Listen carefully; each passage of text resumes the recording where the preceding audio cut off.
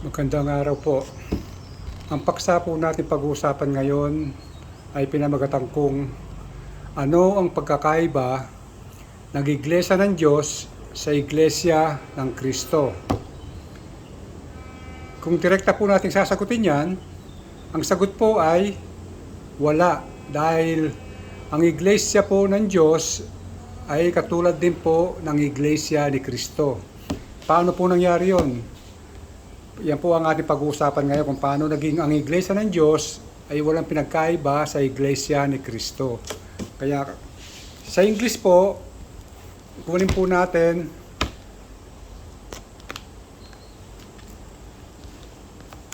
ang Kingdom of God or Church of God. Sa 1 Corinto 1:2, ganito po sinasabi sa Tagalog. Sa Iglesia ng Diyos na nasa Corinto, sa makatuwid bagay sa mga pinapaging banal kay Kristo Jesus, na tinawag na mga banal, na kasama ng lahat ng mga nagsisitawag sa bawat dako, sa pangalan ng ating Panginoong Jesucristo, sa kanila at ating Panginoon. Dito po, nakasaad dito na ang mga iglesia daw ng Diyos ay yung mga tinawag sa pagpapakabanal. Paano yung pagpapakabanal? Kailangan maging malinis. Paano ka magiging malinis? Sinabi dito, sa mga nagsisitawag sa pangalan ng ating Panginoong Jesucristo. Kaya yung Iglesia ng Diyos ay mayroon pong kaugnayan sa pagtawag sa pangalan ng ating Panginoong Jesucristo para ka maging banal. Kaya yung Iglesia ng Diyos ay may kaugnayan sa ating Panginoong Jesucristo. Dahil kung kukunin po natin, pag sinabing Kingdom of God or Iglesia ng Diyos, agad nating isipin, ang Diyos ay ang Ama. Di ba? Tama po yon. Ang Diyos ay ang Ama. Malinaw naman po yan sa 11:22. Kunin po natin. Sa Corinto rin po.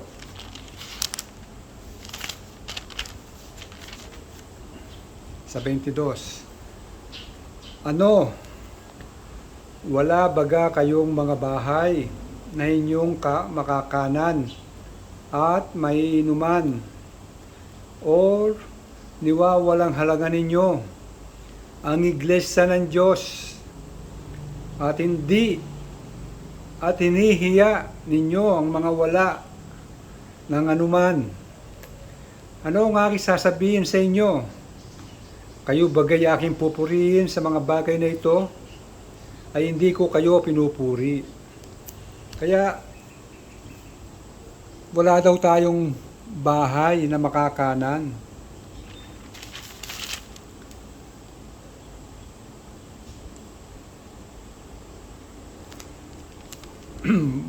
Kaya kung saan ba yung bahay na dapat nating kanan? Ang Iglesia po kasi, sa ibang salita, ang ibig sabihin po niyan, tahanan or bahay ng Diyos. Kaya kailangan, kung kakain daw tayo, kailangan kakain tayo sa bahay ng Diyos. Mamaya po malalaman natin kung sino yung bahay ng Diyos. Kaya ipagpatuloy po natin sa 1 Timoteo 3:5. Ganito pong sinasabi sa 1 Timoteo 3:5. Ngunit kung ang sino man nga ay hindi marunong mamahala sa kanyang sariling sangbahayan, paanong makapamamahala sa Iglesia ng Diyos? Kaya isipin natin, pag sinabing Iglesia ng Diyos, yung sekta na itinayo ng tao. Hindi po yun ang tinutukoy na iglesia ng Diyos dito sa kasulatan. Ang tinutukoy po ng kasulatan na iglesia ng Diyos, yung kanyang tahanan. Alin ba yung kanyang tahanan? Mamaya po, lilinawin natin niya kung ano yung tahanan ng Diyos. Sa bandang ibaba po, makikita natin niya mamaya. Yung tahanan po ng Diyos na tinutukoy niya, yung atin. Yung itinayo niya sa atin. Tuloy po natin sa 1 Pedro 4:17. Ganito po ang nakasulat. 1 Pedro 4:17. Sapagkat dumating na ang panahon ng pasimula ng paghukom sa bahay ng Diyos. At kung mauna sa atin, ano kaya ang wakas ng mga hindi nakikisalima sa Ebanghelyo ng Diyos? Kaya darating po talaga yung paghukom sa bahay ng Diyos. Ang ibig sabihin po ng paghukom, yung paglitis ng Diyos sa kanyang bahay. Ang bahay po niya tayo. Mamaya mababasa po natin yan na ang bahay ng Diyos tayo. Kaya pag sinabing Kingdom of God or Iglesia ng Diyos, tayo po yun. Tayo yung kaarya ng Diyos, tayo yung Iglesia ng Diyos. Kaya ang Iglesia ng Diyos or Kingdom ng Diyos, darating po ang paghukom, paghatol, hatulan po tayo, lahat po tayo mamamatay. Kaya dumarating po sa atin yung kamatayan. Kaya yung Iglesia po ng Diyos or Kingdom of God na tinutukoy na kaharian ng Ama, tayo po yan. Walang iba, kundi tayo. Dumako po tayo ngayon sa Kingdom of Heaven, na kung lilinawin po natin, ang Kingdom of Heaven ay ang Iglesia ng Kristo. Kaya ang Kristo po, yun po yung anak. Kaya sa kasulatan po, mababasa po natin yan sa Roma 16:16. Ganito po ang sinasabi. Mangagbatian kayo ng banal na halik. Binabati kayo ng lahat ng mga iglesia ni Kristo. Kaya yung pong Kingdom of Heaven or yung Iglesia ng Kristo, kasi po, kaya tinawag kong Iglesia ng Kristo yan, yung heaven po kasi, ang nakatira po dyan, yung Kristo, yung anak. Kaya sinabi niya, mangagbatian kayo ng banal na halik. Binabati kayo ng lahat ng mga iglesia ni Kristo. Sino po yung mga iglesia ni Kristo? Hindi po yung membro ng samang itinayo ng mga manalo, hindi po yun. Ang tinutukoy po ng kasulatan ng mga iglesia ni Kristo, yung sa Mateo 16. Mateo 16:13.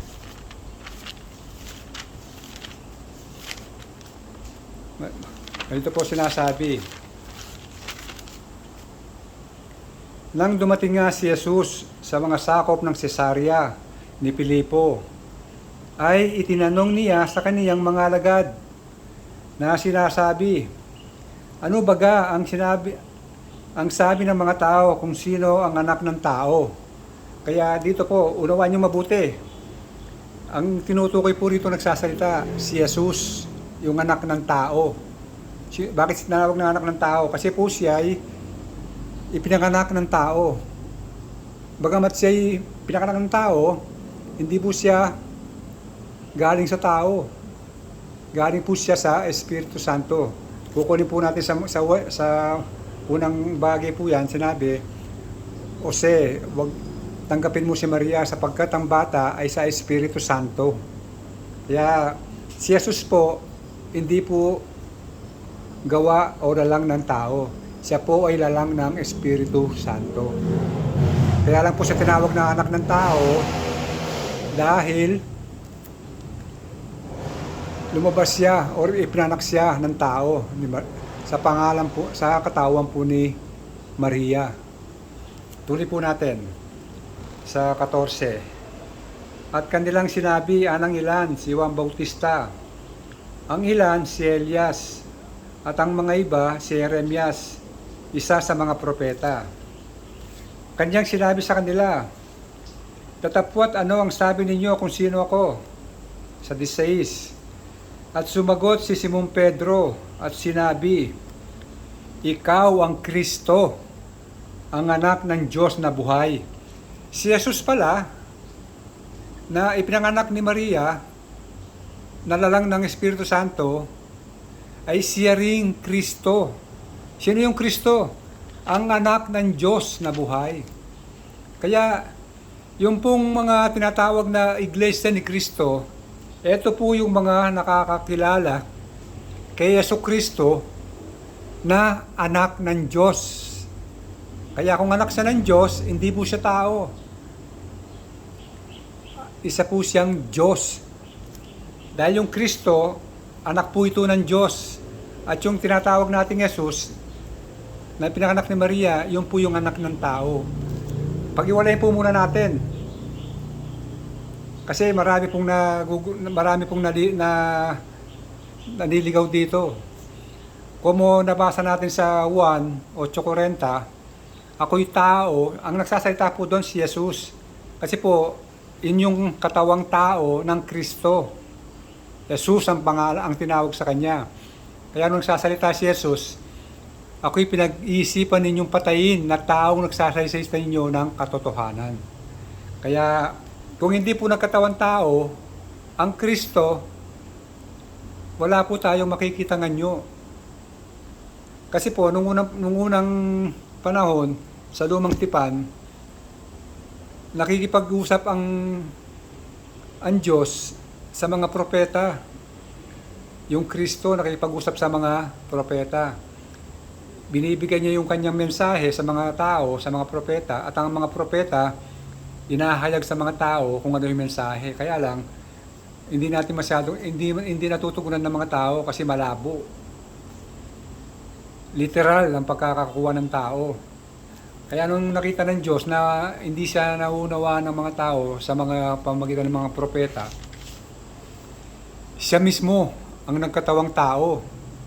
Isinugo niya ang kanyang buktong na anak, yung Kristo. Kaya yung Kristo na nagkatawang tao, sa magitan ng Jesus na katawan, yun po yung nagsalita sa mga propeta, sa mga tao noong panahon na yon. Yung po yung tao, hindi po yung Kristo. Yung Kristo na natumataan doon sa Jesus, yun po yung buhay ng bawat tao. Yun po yung tumatahan sa langit. Alin po yung langit na tinutukoy natin? Kaya yung Kingdom of Heaven, or yung kaharian ng langit, nasaan po yun? Sabi po sa Lucas 17:20 hanggang 21. Ganito po ang sinasabi. At palibas ay tinanong siya ng mga Pariseo kung kailan darating ang kaharian ng Diyos. Ay sinagot niya sila at sinabi, ang kaharian ng Diyos ay hindi paririto na mapagkikita, ni sasabihin man nila, naririto or naririyan, sapagkat narito ang kaharian ng Diyos ay nasa loob ninyo. Kaya malinaw po yan. Ang kaharian pala ng Diyos ay nasa loob natin. Nasa loob natin. Hindi po natin pwedeng ikailayan. Ang kaharian po ng Diyos ay nasa loob natin. Kasi nga, yung Kristo na bumaba, doon din siya nanggaling. Kunin po natin sa 1:13. Ganito po sabi, at walang umakyat sa langit, kundi ang nanggaling sa langit. Sa makatuwid bagay, ang anak ng tao na nasa langit. Kaya wala daw umakyat sa langit, kundi yung nanggaling sa langit. Sa makatuwid baga ang anak ng tao na nasa langit. Sino po yung anak ng tao? Yung Jesus, Saan galing daw yung Jesus? Doon sa langit. Saan ba yung langit na tinutukoy ng kasulatan? Balikan po natin sa Lumang Tipan. Sa Deuteronomio 28, ang talata ay 23. Ganito po ang sabi. At ang iyong langit na nasa itaas ng iyong ulo ay magiging tanso, at ang lupa na nasa ilalim mo ay magiging bakal. Kaya malinaw po yan. Ang langit daw nasa itaas ng ating ulo. Kaya kung hanapin mo ang kaariyan ng Diyos, hindi ka lalayo. Dapat mo lamang kilalanin ang iyong sarili. Kaya sinabi sa 1 Corinto 11:31, datapwat kung ating kilalanin ang ating sarili, ay hindi tayo hahatulan. Bakit? Kasi nga, yung Kristo na nakatira sa langit, nasa iyo. At yung langit, nakikilalanin mo, yung sarili mo. Hindi ka lalayo. Kaya, hindi matanggap ng tao yan na ang Kristo ay Diyos kasi nga, hindi nila kakilala ang sarili. Sino ba tayo? Sabi sa Efeso 2:22, ganito pong sabi, na sa kaniya'y itinayo naman kayo upang maging tahanan ng Diyos sa Espiritu. Kaya itinayo po tayo ng Diyos upang maging tahanan ng Diyos sa Espiritu. Kaya yung Kingdom of Heaven, tayo po yun. Nasa atin po yun. Nasa itaas po ng ating ulo yung kaharian ng Diyos. Kaya hindi po natin may kakalayan. Tinukoy din po yan sa 1 Corinto 3:16 hanggang 17. Ganito po sabi, hindi baga ninyo nalalaman na kayo'y templo ng Diyos at ang Espiritu ng Diyos ay nananahan sa inyo. Kung gibahin ng sino man ang templo ng Diyos, siya'y gigiba ng Diyos, sapagkat ang templo ng Diyos ay banal, na ang templong ito ay kayo. Kaya napakalinaw po niyan. Ang iglesia ng Diyos, ang iglesia ng Kristo, tayo po yan. Itinayo po tayo upang maging tahanan ng Diyos sa Espiritu. Kaya ang tinutukoy ng Diyos na kanyang katawan na igigiba niya sa 1:19 hanggang 21, igiba ninyo ang templong ito, sabi niya. Sa ikatlong araw, itatayo ko muli. Ang tinutukoy po niya dito ay ang iglesia ng kanyang katawan. Kaya yung Jesus po, nung magkatawan tao, meron din po siyang iglesia. Yung iglesia na yon, ang nakatira po doon, yung Kristo. At yung iglesia na yon, nasa itaas ng kanyang ulo. Kaya si Kristo ang ulo. Tayo po yung katawan. Kaya yung katawan, yung kaluluwa natin. Yung iglesia, yung Kristo, yung ating espiritu. Kaya, ano po ang pagkakaiba ng iglesia ng Diyos sa iglesia ni Kristo? Wala pong pagkakaiba yan. Dahil ang iglesia ng Diyos ay siya ring iglesia ni Kristo. Dahil yung Kristo na nagkatawan tao ng pasimula ay Diyos. Kaya yung pong Diyos na yon ay si Kristo na nananahan sa bawat tao, yung buhay. Kaya sana po naunawaan ninyo. Hindi ko na po pabahin kasi sa iba-ibang tema po, unti-unti po natin ipapaliwanag yan para madali nyo maunawahan. Hindi po natin makukuha sa isang tema lang yan. Mahaba pong pag-aaral yan, kaya inuunti-unti po natin. Yung mga sitas po na sinabi ko, ang pinaka-reference ko po ay yung King James 1611 version Bible. Kaya kung gagamit po kayo ng Bible para magkaparehas tayo, sana po ang gamitin nyo King James version Bible din po. Para walang pinagkaiba yung binabasa ko sa babasahin ninyo. Yung mga sitas naman po nandyan, nakasulat. Sana po basahin na lang ninyo para makuha ninyo kung tama po yung mga aking pinagsasabi. Sige po, hanggang dito na lang muna.